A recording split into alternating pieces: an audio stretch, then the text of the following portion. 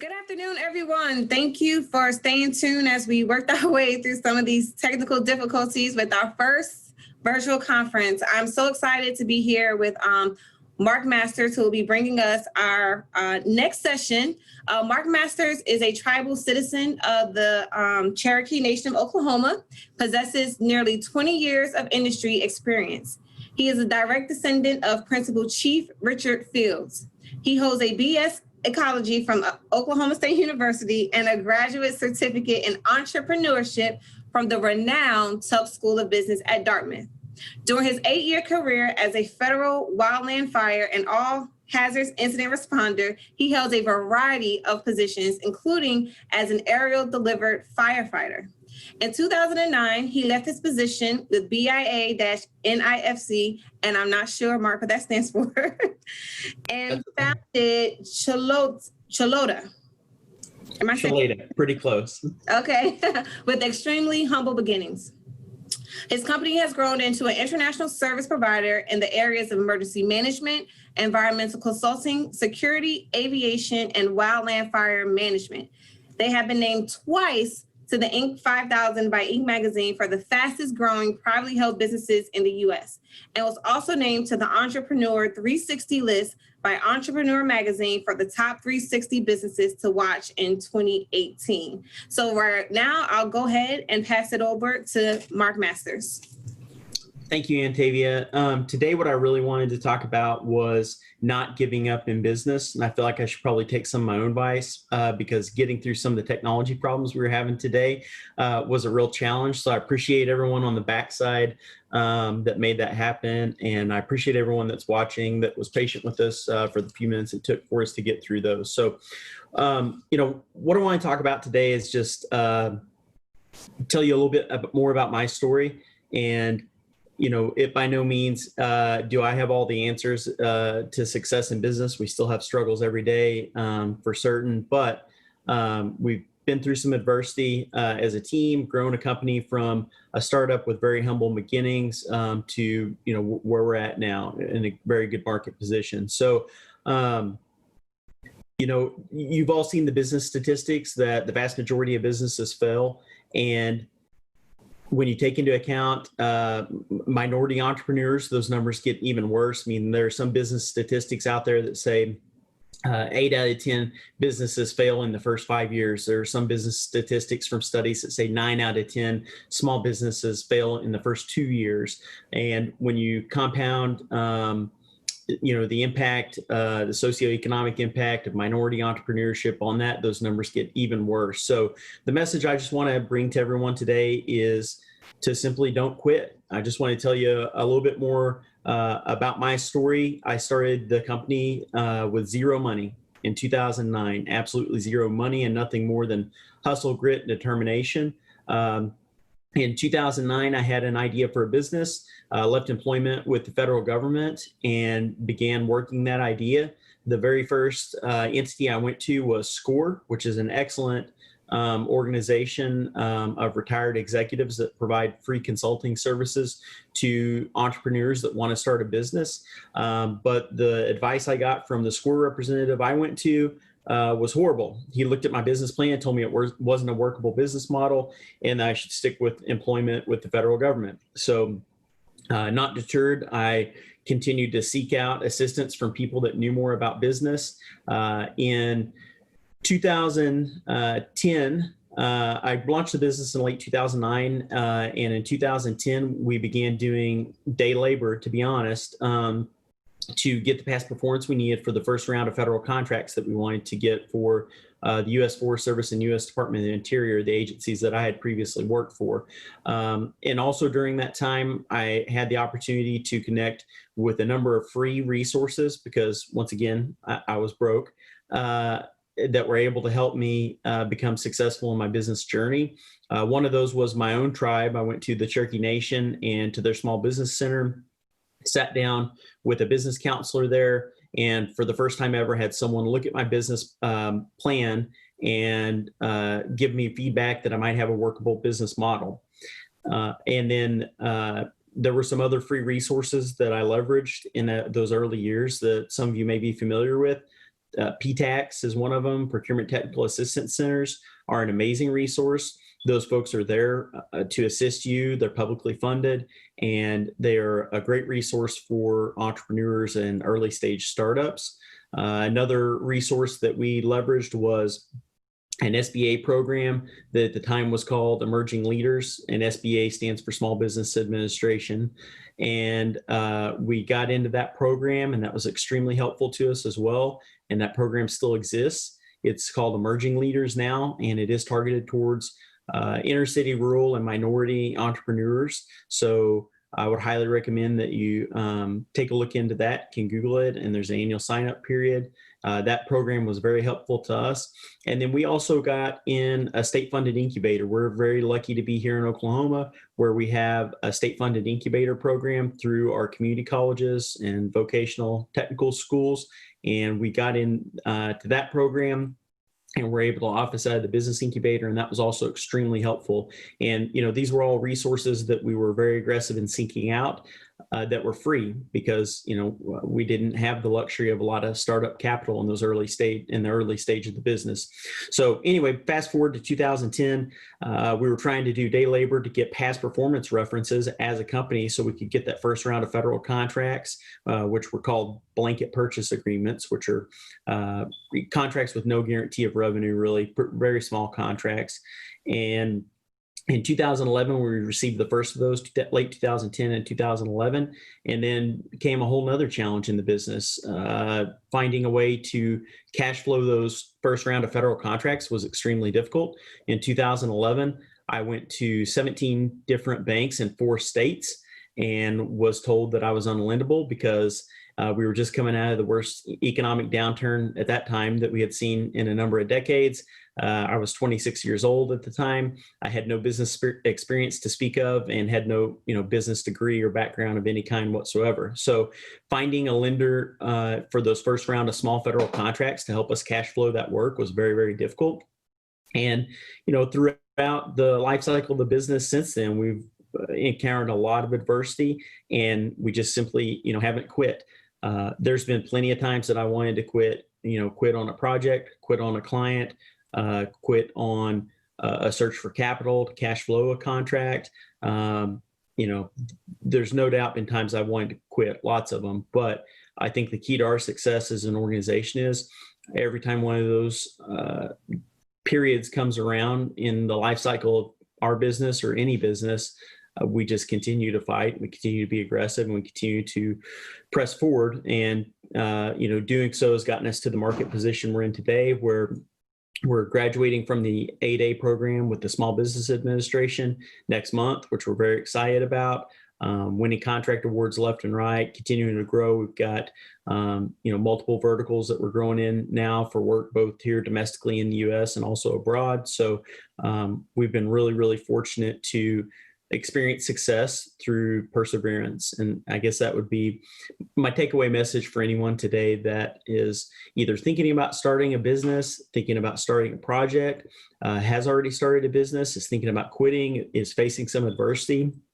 I promise that if you just continue to work through those problems and don't give up, you can find success on the other side. So with that, that's a brief kind of synopsis of my business experience, but I wanted to leave plenty of time in the session for questions and answers. And Tavia, I don't know if that is still an option, but if there are any questions, I would love to go through those. Hi, Mark. Did you want to take questions now, or did you want to wait? Yes, ma'am. If we could, that would be great. Okay, hold on one.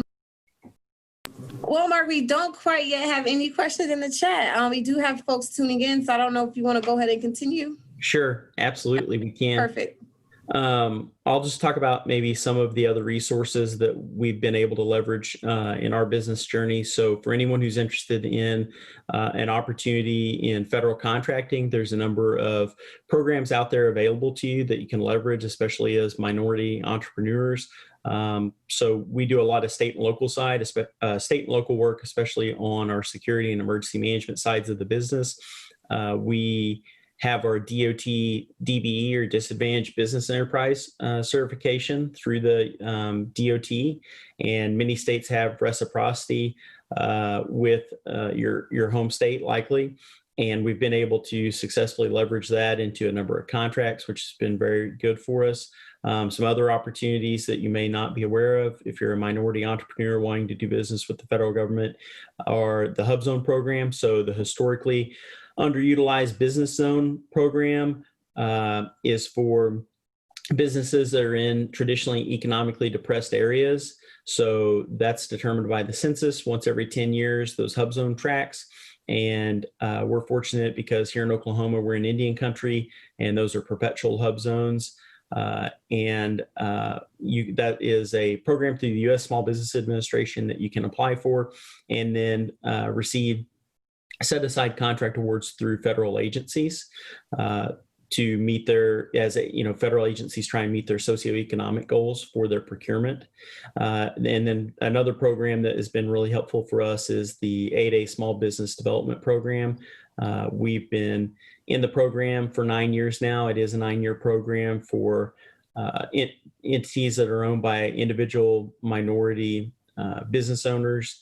And it is essentially a growth program for entrepreneurs to have access to business development resources of the federal government, and namely the opportunity to compete for 8A set aside or 8A sole source contracts. So, which we just got one ourselves today, which we've been working on for a couple weeks now, which is a great way for us to exit the program as we graduate next month with a $4 million award from the Army we received today for some consulting work. So we're really excited about that here in our organization.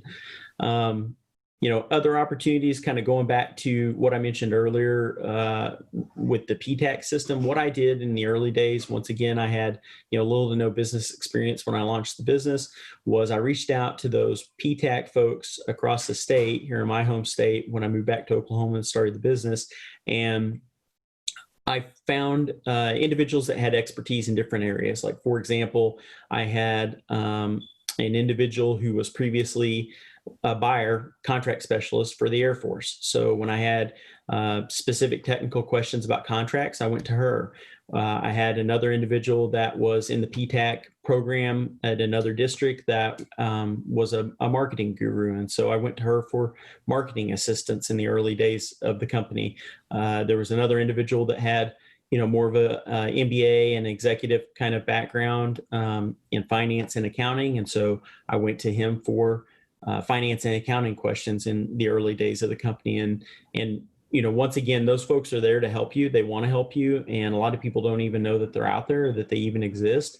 But like I mentioned before, they're publicly funded, and their job is to, help you start a business if that's what your interest is. And so I probably wore those folks out. Not probably, I know I did. I wore them out in the first 2 or 3 years of the business because they were free, they were readily accessible, and they would assist me. And when you're a startup, early stage entrepreneur, and you don't have capital, you have to find those free resources and leverage them for all they're worth. And I definitely did. And a lot of those relationships have grown into really good business, relationships and actually friendships with a lot of those individuals now, 10 years down the road.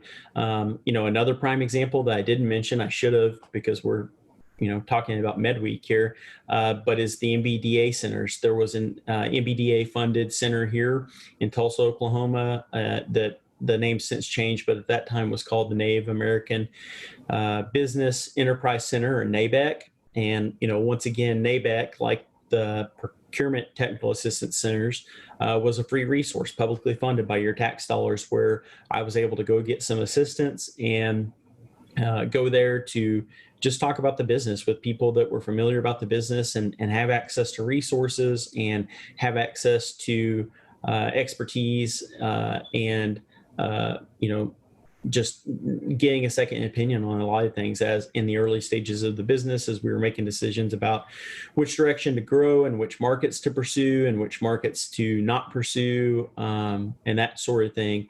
The MBDA Center here was extremely helpful to us, and the center manager there is one of those individuals that grew into a lifelong friend out of that for me. So I think that leveraging those free resources is essential in the early stages of a startup, especially when you don't have access to capital, which, a lot of us don't have the luxury to have at the outset. But if you're interested in, federal contracting or any other market, I mean, I think the advice that I gave a bit ago is pertinent to any industry, which is if you just simply don't give up, you can't fail. And so, as we've encountered various rounds of adversity throughout the business, which we still encounter today, I mean, in different forms and fashions, as the corporation continues to grow, we just meet those challenges head on and don't back down from them, and continue to fight through them and work through the problem. So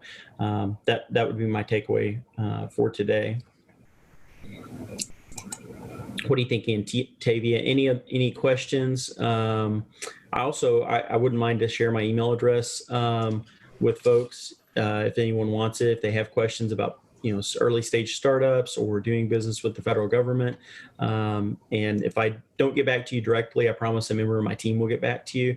My email is mmasters, so MMASTERS @Shaleta, which is really difficult to spell, but CHLOETA.com. And feel free to send me an email with any questions you may have, and I promise that myself or a member of my team will get back to you with an answer and try and help you in any way we can. Thank you so much, Mark. We did have a couple questions that came through. There's someone wanted to know if you can go into more detail about scaling your business. And then we had another question that somebody asked, could you explain any challenges that you may have faced along the way or any challenges that you may have had to overcome?